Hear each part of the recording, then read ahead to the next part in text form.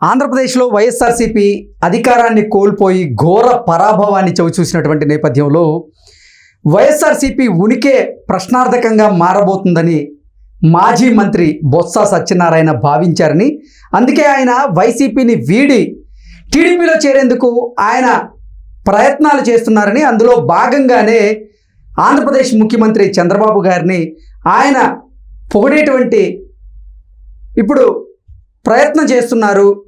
ఆంధ్రప్రదేశ్ ప్రభుత్వం ఆంధ్రప్రదేశ్లో పింఛన్లు పెంపు చేసినటువంటి నేపథ్యంలో ఆ పింఛన్ల పెంపు మీద ఆయన సానుకూలంగా మాట్లాడారు అనేటువంటి వార్తలు వస్తున్నటువంటి నేపథ్యంలో బొత్స సత్యనారాయణ నిజంగా వైసీపీని వీడబోతున్నాడా, ఆయన టీడీపీలో చేరేందుకే ఇటువంటి వ్యాఖ్యలు చేశారా అనే దాని మీద మనం విశ్లేషణ చేసుకునేటువంటి ప్రయత్నం చేద్దాం. ప్రస్తుతం మనతో పాటు ఉన్నారు ప్రముఖ సీనియర్ జర్నలిస్ట్, ప్రముఖ రాజకీయ విశ్లేషకులు డివిఎస్ గారు. సార్తో మాట్లాడదాం. సార్ నమస్తే. నమస్తే. బొత్స సత్యనారాయణ గారు ఇప్పుడు వైసీపీని వీడి టీడీపీలో చేరేందుకు ప్రయత్నం చేస్తున్నారని, అందులో భాగంగానే చంద్రబాబు గారికి జేజేలు కొట్టేందుకు బొత్స సత్యనారాయణ ప్రయత్నం చేస్తున్నారు. ఇప్పుడు ఆంధ్రప్రదేశ్లో కూటమి ప్రభుత్వం మేనిఫెస్టోలో భాగంగా ఇప్పుడు పింఛన్లను పెంచినటువంటి నేపథ్యంలో పింఛన్ల పెంపు మంచిదే, మిగతా 5 హామీలు ఏవైతే ఉన్నాయో వాటిని కూడా నెరవేర్చేందుకు ఆ భగవంతుడు ఇప్పుడు ప్రభుత్వానికి బలాన్ని ఇవ్వాలని కోరుకుంటున్నా అంటూ బొత్స సత్యనారాయణ కొన్ని కమెంట్స్ చేసినటువంటి నేపథ్యంలో ఆయన పార్టీ మారడం ఖాయం అనేటువంటి వార్తలు వస్తూ ఉన్నాయి. దీన్ని ఎలా చూడాలి సార్? పార్టీ మారడం ఖాయం. అయితే ఏ పార్టీ? మీరు అన్నట్టు తెలుగుదేశం అయి ఉండదు. ఓకే. ఎందుకంటే బీజేపీ అయి ఉంటుంది. వెళ్తే బొత్స సత్యనారాయణ బీజేపీకి వెళ్ళాలి. ఓకే. లేదు మాతృ సంస్థ కాంగ్రెస్కి వెళ్ళాలి. ఇంకా ఏదైనా అవకాశం ఉంటే పవన్ కళ్యాణ్ చేర్చుకుంటే జనసేనలోకి వెళ్ళే అవకాశం ఉంది. తెలుగుదేశంలో ఆయనకి కష్టం. ఎందుకంటే అంత పెద్ద పర్సనాలిటీ తెలుగుదేశంలో ఏమడదు అనమాట. స్పేస్ లేదు. ఏది big personality. Botsa Satyanarayana big పర్సనాలిటీయే కదా, ఆయనకి 5-6 సీట్లు కావాలి. జిల్లాకు సంబంధించిన స్థానాలన్నీ ఆయనకి. వాళ్ళ ఆవిడ విశాఖ ఎంపీ, మరి ఇస్తుందా తెలుగుదేశం? బొత్స ఝాన్సీకి ఇక్కడ భరత్ ఉన్నాడు, 5 లక్షలతో గెలిచాడు. భరత్ వాళ్ళ తాత కూడా అక్కడ ఎంపీ, ఎంబీబీఎస్ మూర్తి. అది కష్టం. మరి ఇంకా వాళ్ళ తమ్ముడు అప్పలనరసయ్య, అప్పలనాయుడు, మేనల్లుడు, తర్వాత మధ్య శ్రీనివాసరావు, ఈ సీట్లన్నీ మరి తెలుగుదేశం ఆడేస్తుంది వీళ్ళందరికీ. తెలుగుదేశం అయి ఉండదు. కాకపోతే ఆయనకు ఆప్షన్స్ ఏంటి? బీజేపీ ఉంది, జనసేన ఉంది, అసలు మాతృ సంస్థ కాంగ్రెస్ ఉంది. షర్మిల మరి రానిచ్చుదో లేదో చెప్పలేము. షర్మిల కూడా వాళ్ళ నాన్న బ్రాందీ దాగని రోజు ఉందా అని అన్నాడు. వాళ్ళ అమ్మను కూడా అసెంబ్లీలో చాలా చులకనగా మాట్లాడారు. అంటే జగన్కి కోపం ఉండకపోవచ్చు, తండ్రిని తిట్టినా తల్లిని తిట్టినా షర్మిల కోపం ఉంటుంది. ఎందుకంటే షర్మిల కొంచెం బాగా రోషం ఎక్కువ. వాళ్ళ నాన్న ఒక మాట అంటే తాట తీస్తుంది. ఈ అబ్బాయి అటగా జగన్మోహన్ రెడ్డి మా తిట్టింది మా నాన్నే కదా, నో ప్రాబ్లం అనుకుంటాడు. బొత్స సత్యనారాయణకు ఉన్నటువంటి నైజం ఇప్పుడు ఇవాళ ఏంటంటే మత్తు వదిలింది. ఇన్నాళ్ళు మత్తులో ఉన్నారు, తత్వం బోధపడింది. పింఛన్లు పెంచడం మంచి నిర్ణయం, చంద్రబాబు చాలా మంచి నిర్ణయం తీసుకున్నాడు. మావాడి వల్ల కాలేదు, అతని వల్ల అయ్యిందని మెచ్చుకున్నాడు. 1000 రూపాయలు పెంచడానికి మావాడు నానా తిప్పలు పెట్టాడు. ఏది 4 ఏళ్ళు తీసుకున్నాడు, 250. న్యూ ఇయర్ వస్తే ఏదో నూతన సంవత్సరం అంటే ఏదో ఒక 250 అటు వేసుకుంటూ వచ్చారు. ప్రతి హ్యాపీ న్యూ ఇయర్కి ఒక 250 వేసుకుంటూ వచ్చాడు జగన్. 1000 అయ్యేసరికి పెట్టలాడింది.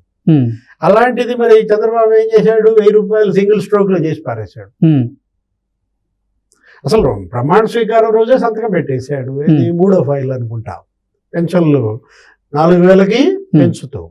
నెక్స్ట్ నీకు ఒక తొలి క్యాబినెట్ లోనే ఆమోదం, ఫస్ట్ క్యాబినెట్. ఆ తర్వాత 15 రోజుల్లో జీవో ఇచ్చేశారు. 25 రోజుల్లో నీకు అమలు అయిపోయింది. ఇంటికి వచ్చి పడ్డాయి డబ్బులు. ఆయనే వచ్చి ఇచ్చాడుగా, మర్చిపోయా. ఆయనే పెద్ద వాలంటీర్ అయిపోయాడు. ఎవరు? చంద్రబాబే వాలంటీర్గా మారి అసలు వాలంటీర్లు ఎందుకు నేనే తెచ్చి మీకు ఇస్తా అని చెప్పి ఇంటికి వచ్చి ఇచ్చాడు. ఇలాంటి పరిస్థితుల్లో బొత్స పొగడాడంటే పొగడకేముంటాడు? బొత్సే కాదు, ప్రతి ఒక్కళ్ళు పొగుడుతారు. అలాంటి మంచి నిర్ణయం కాబట్టి పొగిడాడు. నెక్స్ట్ ఏమన్నాడు? ఇంకో మాట, మిగతా 5 హామీలు ఏవైతే ఉన్నాయో సూపర్ 6లో ఆ 5 హామీలను నెరవేర్చేందుకు కూడా భగవంతుడు ఆయనకి అన్ని రకాలుగా సహాయ సహకారాలు అందించాలన్నట్లుగా వ్యాఖ్యలు చేశారు. అసలు అతను ఏ పార్టీలో ఉన్నాడు? ఇప్పుడు జగన్మోహన్ రెడ్డి ఇవాళే వచ్చాడు, ఇది కనుక చదివినట్టయితే ఇది కనుక విన్నట్టయితే అతనికి ఇస్తాడు. ఏది ఇప్పుడు బెంగళూరు నుంచి ఇవాళే అంటే జగన్మోహన్ రెడ్డి ఇచ్చే లోపలే అసలు ఈయన పార్టీ వేయడాలని ప్రయత్నం చేస్తున్నా అన్నట్లుగా కదా సార్ అసలు వార్తే. మనం చూసాం మనం. ఏది నీకు ఎలక్షన్ జరిగింది, మరుసటి రోజు జగన్మోహన్ రెడ్డి లండన్ ప్రయాణం, ఆ ఐపాక్ ఆఫీస్కి వెళ్ళాడు కదా Vijayawada Benz circle. IPAC office కి జగన్ తో పాటు ఈయన కూడా వచ్చాడు. ఎవరు? బొత్స సత్యనారాయణ. వీళ్ళందరూ కూడా వచ్చారు, వెనకాల నుంచున్నారు. Jaganmohan Reddy CM CM CM అని వాళ్ళు అంటే బొత్స ఎటు చూశాడు? నువ్వు చూసావుగా వీడియో అన్నట్టుగా అటు చూశాడు. ఎటు వీళ్ళేమో జగన్మోహన్ రెడ్డి సీఎం సీఎం అంటే అతని ముఖంలో కానీ అతనిలో కానీ అప్పుడే తెలుసు బొత్స సత్యనారాయణకి సీఎం అయ్యే కడగాళ్ళు ఇతనికి లేవు అని. అందుకే దిక్కులు చూసిన పరిస్థితుల్లో వైరల్ అయింది ఆ వీడియో కూడా. అప్పటి నుంచే ఇతను ప్రణాళిక వేసుకున్నాడు. ఏది? నెక్స్ట్ ఎటు మనకి ఇక్కడ ఇది సురక్షితం కాదు, ఈ పడవ ఇక మునిగిపోయింది, నేను మునిగాను, నాతో పాటు మా ఆవిడ ఝాన్సీని ముంచాను, మొత్తం మా ఫ్యామిలీ అంతా మునిగిపోయిన పరిస్థితుల్లో ఇప్పుడు ఈ 5 ఏళ్ళు ఏం చేయాలి? తన ఆస్తులు కాపాడుకోవాలన్నా ఇక వేరే పార్టీకి వెళ్ళాల్సి, ఎవరి పేరన్నా పెట్టి సినిమాలు తీయాలి. మనకు తెలుసు ఆయన ఎవరి పేరు మీద సినిమాలు తీసేవాడు. ఇప్పుడు ఆయన పేరు కూడా నాతో చెప్పించబాక మళ్ళీ నువ్వు. ఇట్లా బినామీలు ఎవరు ఇప్పుడు తెచ్చుకున్న డబ్బుతో సంపాదించిన దాంతో ఎవరి పేరు మీద సినిమాలు తీయాలి? మెగాస్టార్ మరి ఆయన ఇస్తాడా? ఈడ ఇప్పటికీ అసలు పవన్ కళ్యాణ్కి మనకి తేడా వచ్చిన దీంట్లో ఇవాళ బొత్స భవిష్యత్ ఏంటి? బొత్సతో పాటు ఆయన కుటుంబ భవిష్యత్ ఏంటి? బొత్స కుటుంబం మీదే ఆధారపడిన వ్యాపారాల పరిస్థితి ఏంటి? అనేక వ్యాపారాలు ఉన్నాయి. ఏది? లిక్కర్ వ్యాపారం 5 జిల్లాల్లో మేము చేస్తున్నాం అన్నాడు ఆయనంతటా ఆయనే. ఏం లిక్కర్ వ్యాపారం చేస్తే తప్ప అని కూడా అన్నాడు గతంలో ఒకసారి. సిండికేట్ ఉంది, 5 జిల్లాల్లో సిండికేట్ మాదే అన్నటువంటి బొత్స సత్యనారాయణ ఇవాళ ఆయన మరి ఒక టైంలో అసలు పిసిసి అధ్యక్షుడు. అటు రాజశేఖర రెడ్డి క్యాబినెట్లో, ఈ తర్వాత వచ్చిన క్యాబినెట్లో కూడా ఆయన మంత్రిగా చేసి కిరణ్ కుమార్ రెడ్డి టైంలో అసలు నేనే సీఎం అవ్వాలని కూడా ప్రయత్నాలు చేశాడు. అవును, అసలు ఆంధ్రప్రదేశ్ సీఎం కావాలనేది బొత్స సత్యనారాయణ యొక్క జీవితాశయం. దానికి తగ్గ ఆర్థిక బేస్ కూడా సిద్ధం చేసుకున్నాడు. మంచి గట్టి పునాది, 1000 కోట్ల కింద వేసుకున్న కుటుంబాల్లో అది కూడా ఒకటనమాట. లేకపోతే ఇంతమందిని నువ్వు అసెంబ్లీలకి మరి పార్లమెంట్కి పోటీ చేయించడం అంటే మాటల, కుటుంబానికి 5 సీట్లు అంటే ఇలాంటి పరిస్థితుల్లో జగన్మోహన్ రెడ్డిని బొత్స తలాక్ తలాక్ ఎప్పుడు? ఇక ఆయన మళ్ళా తాడేపల్లి ప్యాలెస్కి వెళ్తాడా? మొన్న చూసాం విద్యాశాఖ మంత్రిగా బొత్స చేసిన స్కామ్స్. ఇప్పుడు విద్యాశాఖ మంత్రి మానవ వనరుల అభివృద్ధి శాఖ లోకేష్. రెడ్ బుక్ లో బొత్స సత్యనారాయణ పేరు కూడా ఉందా? ఇంకా బొత్స కుటుంబంలో ఎవరెవరి పేర్లు ఉన్నాయి? ఇప్పుడు పెద్ద స్కామ్ ఉంది అక్కడ. ఒకటి కాదు, 18 స్కామ్స్ జరిగాయి. ఎక్కడ? విద్యాశాఖ మంత్రిగా.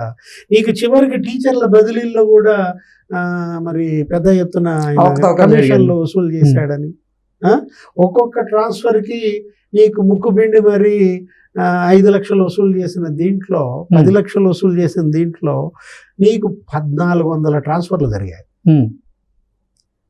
అక్కడే 50 కోట్లు లాగారు. దానిపైన విచారణ జరిగితే ఇప్పుడు ఆల్రెడీ కొంతమంది పిటిషన్ ఇస్తున్నారు. బాధితులంతా కేసులు పెడుతున్నారు.